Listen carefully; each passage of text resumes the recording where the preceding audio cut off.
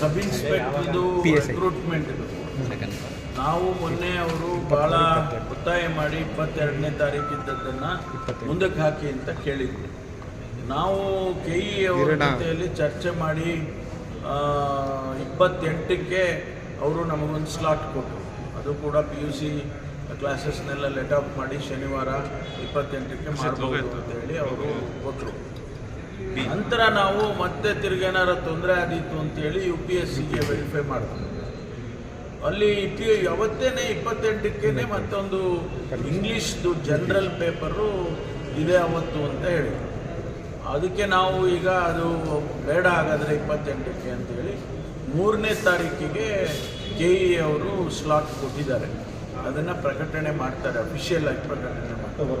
October 3ಕ್ಕೆ examination ಮಾಡೋದಕ್ಕೆ ಅಂತೇಳಿ ತೀರ್ಮಾನ ಮಾಡಿದ್ದೀವಿ. ಅದನ್ನು ಅಫಿಷಿಯಲ್ ಆಗಿ KE ಅವರು ಪ್ರಕಟಣೆ ಮಾಡ್ತಾರೆ. ನಾಳೆ ಗ್ರೂಪ್ ಬಿ ಎಕ್ಸಾಮ್ ಇತ್ತು KPSCದು, ಬಟ್ ಕೊನೆ ಕ್ಷಣದಲ್ಲಿ ಅದನ್ನು ಮುಂದೂಡಿಕೆ ಮಾಡಿದ್ದಾರೆ. ಈಗ ಏನೋ ಕ್ಯಾನ್ಸಲ್ ಮಾಡಿದ್ದಾರೆ, ಈಗ ಕ್ಯಾನ್ಸಲ್ ಮಾಡಿದ್ದಾರೆ. ಅದು ಪರೀಕ್ಷಾ ವಿದ್ಯಾರ್ಥಿಗಳಿಗೆ ಸಾಕಷ್ಟು ತೊಂದರೆ. ಅದು ನನಗೆ ಗೊತ್ತಾಗ್ತದೆ.